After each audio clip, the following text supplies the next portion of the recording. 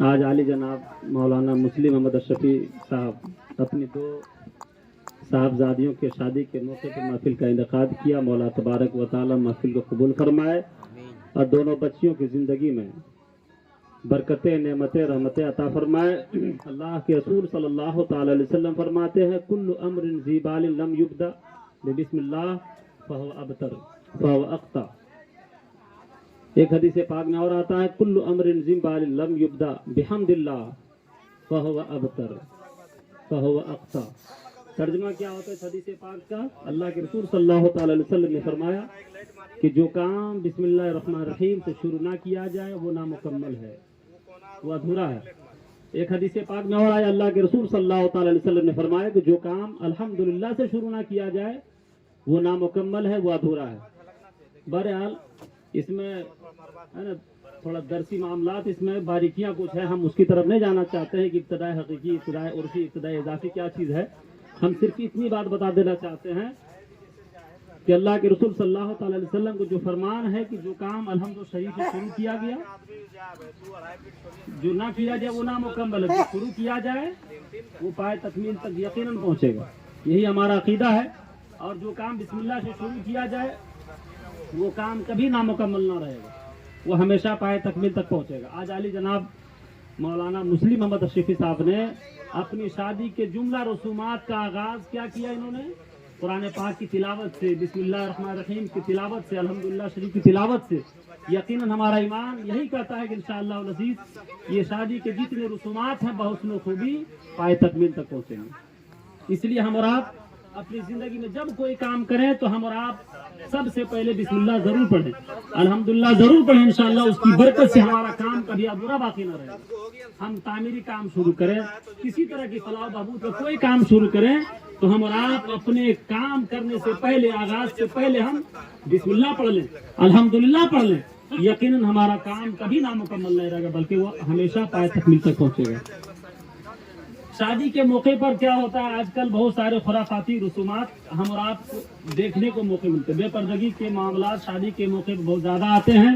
اور ساتھ ہی ساتھ شادی کے موقع پہ کیسا چناؤ کرنا چاہیے دلہا یا دلہن، یہ آج کیا کہتے ہیں ہمارا معاشرہ اس میں اتنا بگڑ گیا ہے کہ ہم اور آپ کیا ہے جب جائزہ لیتے ہیں ہم اور آپ اس کا کبھی یہ فکر نہیں کرتے ہم اس کو دور کریں. اللہ کے رسول صلی اللہ تعالی علیہ وسلم نے کیا فرمایا اور آج ہم کیا کر رہے ہیں؟ سب سے پہلے تو ایک حدیث پاک سنیے، اس کے بعد اس حدیث پاک کی روشنی میں ہم دلیل کے طور پر ایک واقعہ بیان کریں گے. اتنے میں تقریر ختم ہو جائے گی. آج ہمارے معاشرے میں کیا ہوتا ہے، اللہ کے رسول صلی اللہ تعالی علیہ وسلم نے فرمایا کہ عورتوں سے 4 چیزوں کی بنا پر شادی کی جاتی ہے. عورتوں سے 4 چیزوں کی وجہ شادی کی جاتی ہے. نمبر 1 حسن و جمال کی وجہ سے، یعنی خوبصورتی کی وجہ سے. دوسرا کیا ہے؟ مال و دولت کی وجہ سے. تیسری چیز خاندان کی وجہ سے، حسب و نسب یعنی خاندان کی وجہ سے. اور چوتھی چیز دینداری کی وجہ سے. یہ حدیث پاک یاد کر لیجیے ہے نا. ایک کیا ہے؟ خوبصورتی کی وجہ سے، دوسرا مال و دولت کی وجہ سے، تیسرے خاندان یعنی حسب و نسب کی وجہ سے، اور چوتھا کیا ہے؟ دیندار ہونے کی وجہ سے، دینداری کی وجہ سے. اللہ کے رسول صلی اللہ تعالی علیہ وسلم نے مالداری کو، حسن کو اور خاندان کو لازمی قرار نہیں دیا، لیکن اللہ کے رسول صلی اللہ تعالی علیہ وسلم نے اس حدیث پاک کے اخیر میں فرمایا کہ دینداری کو لازم پکڑو. دینداری کو کیا کرو؟ لازم پکڑو. لیکن آج ہمارا معاشرہ اس کے برخلاف ہے. دینداری کا ذرا برابر کہیں تذکرہ تک نہیں ہوتا ہے، ذرا برابر بھی کہیں تذکرہ نہیں ہوتا ہے. جب رشتے کی بات چلتی ہے تو آج ماڈلر لڑکی تلاش کرتے ہیں لوگ. لڑکے تو چھوڑیے، اس کے ماں باپ کی بھی یہی کہانی بنتی جا رہی ہے نا. یہ ہمارا معاشرہ، ہمارے معاشرے کی حالت ہے مسلمانوں. تو ہم اور آپ کو چاہیے کہ اللہ کے رسول صلی اللہ تعالی علیہ وسلم جو فرمایا کہ دینداری کو لازم پکڑو، یعنی جب لڑکی تلاش کرو تو سب سے پہلے یہ دیکھو اس کے اندر دینداری ہے یا نہیں، صوم و صلاۃ کی پابند ہے یا نہیں. لیکن ہم اور آپ کبھی اس کی تلاشی نہیں لیتے ہیں. ہم اور آپ کیا ہے، میٹرک انٹر کیا ہے کہ نہیں، اس کی تلاش، اس کو یہ چیز پوچھ لیتے ہیں. اس کے بعد رہن سہن، خاندان، قبیلہ، یہ سب بعد میں دیکھتے. سب سے پہلے کیا ایک چیز اور ہے ہمارے معاشرے میں، مال و دولت بعد میں باری آتی. سب سے پہلے آج جو ہمارے معاشرے میں ایک نمبر پہ جو بات چل رہی ہے وہ کیا؟ خوبصورتی کی، حسن و جمال کی. لڑکی خوبصورت ہے یا نہیں؟ لڑکی خوبصورت نہیں، کوئی کمپرومائز نہیں ہے نا. یہ حال ہے ہمارے معاشرے کا. جبکہ آج سے 20-25 سال 30 سال پہلے یہ ہوتا تھا کہ ہے نا گارجین کو صرف دیکھتا تھا کہ فلاں خاندان کا ہے، ادھر فلاں خاندان کا ہے. लड़का लड़की देखा देखी नहीं, वो रिश्ता तय हो गया। ये हाल था। लेकिन अभी क्या है, खानदान कैसा है नहीं है, पैसा वाला, पैसे वाले का भी मामला है, लेकिन क्या है खानदान कैसा है यानी उसकी फिक्र नहीं होती। खूबसूरती देखेंगे, उसके बाद पैसे से तब बर्बाद करेंगे पैसा। ये दो चीजों का भी आम तौर पर, खास तौर पर खूब जोरदार रिवाज चला हुआ है। और जो खानदान है इसकी तीसरे नंबर बारी है। दीनदार का तो कोई वजूद ही नहीं, जिसके ताल्लुक से अल्लाह के रसूल सल्लल्लाहु अलैहि वसल्लम ने फरमाया इसको लाजिम करो। लेकिन अफसोस करते अफसोस कि हमारा दीनदार लड़की अपने घर में नहीं ला रहे।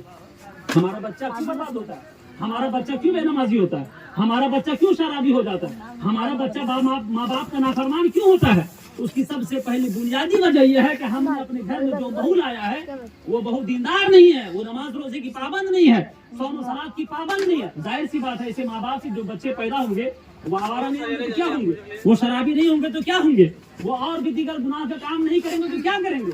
आप देखें, माँ बाप अगर नेक हो, माँ बाप अगर साले फरमाबरदार हो, यकीनन उनकी बरकतों से क्या होता है, औलादें नेक पैदा हुआ करती है। मैं दलील के तौर पर, हवाले के तौर पर एक वाकया बता देना चाहते हैं। बुजुर्ग क्या है, नदी के किनारे पानी पी रहे थे। ये वाकया शायद आपने सुना होगा, लेकिन मैं इस वाकये का रुख जो है वो, उसका नतीजा जो है मैं जो बताऊंगा वो एक अलग अंदाज होगा।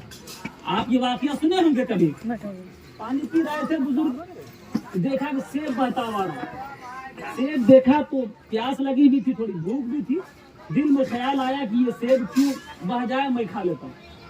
चुनांचे वो सेब खा लिए। सेब खाने के बाद अब देखिए वो अल्लाह वाले थे, बुजुर्ग थे, अल्लाह का खौफ, अल्लाह का डर था। आज तो हम क्या होता लूट घसेड़ करके खा जाते हैं, हमें एहसास तक नहीं होता है।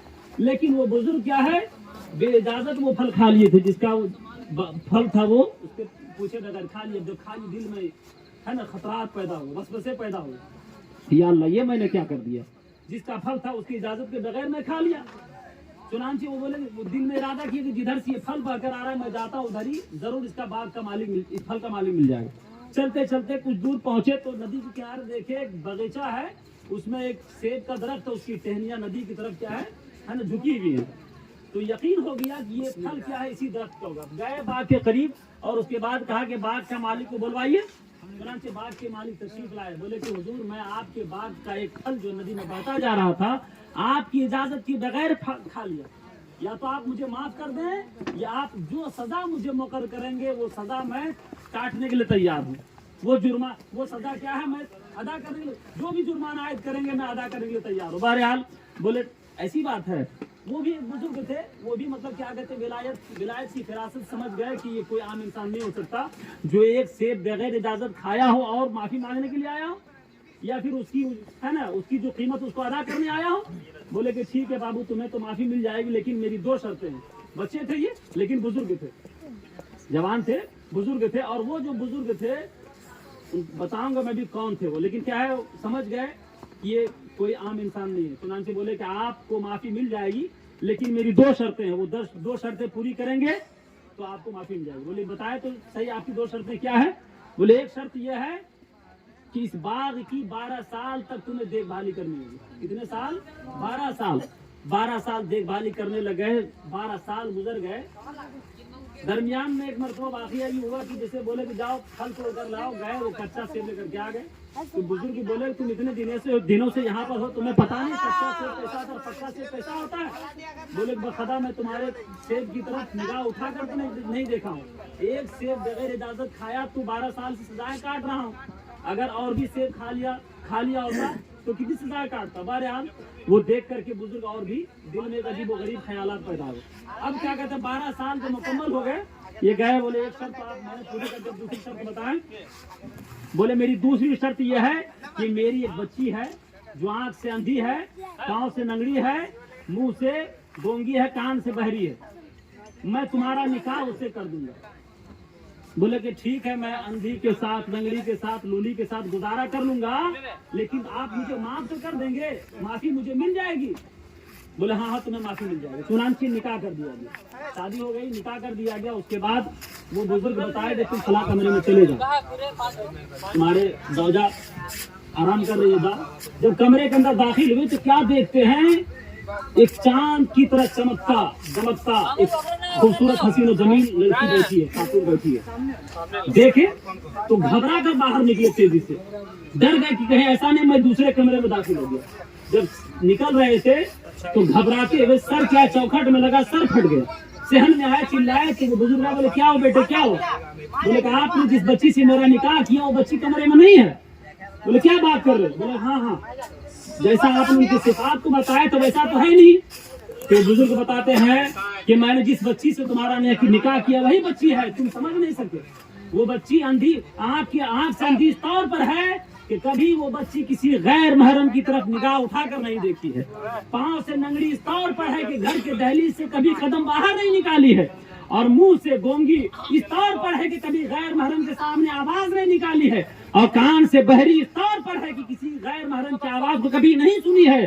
مسلمانوں، جب ماں ایسی پاک دامن پارسا پرہیزگار متقیہ ہو اور باپ ایسا متقی پرہیزگار ہو جو ایک سیب بغیر اجازت کھا لے تو 12 سال سزائے کاٹے، جب ماں باپ ایسے پرہیزگار اور نیک ہو اولاد کیسے پیدا ہوتے ہیں؟ اولاد پیران پیر دستگیر روشن ضمیر حضور غوث پاک شیخ عبد القادر جیلانی پیدا ہوتے ہیں۔ بتانا یہ ہے کہ وہ بزرگ جو پانی پی رہے تھے وہاں پر کون تھے؟ سرکار غوث اعظم کے والد صاحب ہے نا۔ وہ باغ کے مالک کون تھے؟ سرکار غوث اعظم کے نانا تھے، سمجھے نا۔ یہ اب اس واقعہ سے کیا نتیجہ نکلتا دیکھیے، جو ماں اور باپ دونوں نیک ہوں، پرہیزگار ہوں، صوم و صلات کے پابند ہوں، اولاد یقیناً نیک ہوں گے، پابند ہوں گے، باشرہ ہوں گے، ماں باپ کے نافرمان ہوں گے۔ لیکن آج ہمارا معاشرہ آپ بخوبی دیکھتے ہیں، آج کیا ہوتا ہے دیکھیے، ایک سیب بغیر اجازت کھائے تو 12 سال سزائے کاٹے۔ آج کیا ہوتا ہے؟ بغیر اجازت دور کی بات، ہم کسی کا مال چرا کر کے، غصب کر کے، ہڑپ کر کے کسی طریقے سے کھا لیتے ہیں، کبھی فکر نہیں ہوتی ہے کہ ہمارے معاملات کو اللہ دیکھ رہا ہے۔ یقیناً اللہ تبارک و تعالیٰ ہمارے دلوں کے حال کی خبر رکھتا ہے، ہم دل میں جو سوچ رہے ہیں ہے نا۔ ہم عربی کتابیں پڑھا کرتے ہیں، بلکہ ہمارا عقیدہ یہ ہے کہ اللہ تبارک و تعالیٰ سخت تاریک رات کی اندھیری رات میں چونٹی کی آہٹ کو بھی محسوس کرتا ہے، دیکھتا ہے، وہ اللہ کی شان ہے۔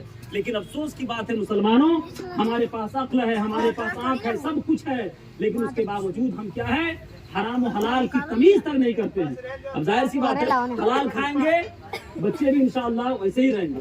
ہمارے خون میں جب کیا کہتے ہیں حلال روزی کا خون جو ہمارے بدن میں دوڑے گا تو ہم کبھی حرام کی طرف نہیں مائلیں گے، ہمیشہ ہمارے دلوں میں نیک کاموں کا خیال آئے گا۔ برائیاں کیوں عام ہوتی جا رہی؟ اس کی ایک وجہ یہ بھی ہے کہ ہم حلال و حرام میں تمیز کرنا بند کر دیے ہیں، حرام ہے حلال اس کی فکر نہیں کرتے، بس آؤ بس، ہمارا پیٹ کبھی بھرنے والا نہیں ہے، اور دنیا سے کوئی آسودہ انسان نہیں ہوا ہے، جبکہ یہ بے فائدہ ہے۔ افسوس کی بات ہے مسلمانوں۔ بہرحال یہ مختصر وقت میں نے چند باتیں بتا دی آپ کو۔ مولا تبارک و تعالیٰ کی بارگاہ میں دعا ہے کہ مولا تبارک و تعالیٰ کہنے اور سننے زیادہ عمل کرنے کی توفیق عطا فرمائے، اور بس تبرک کے لیے بطور برکتاً ہمارے بیچ ناظم اعلیٰ ہمارے مدرسہ سے مختار کے بیٹھے ہیں۔ میں چاہتا ہوں حضرت بھی چند منٹ خطاب نایاب سے ہم اور آپ کے قلوب و اذہان کو منور میں جلوہ فرمائے۔ السلام علیکم ورحمۃ اللہ۔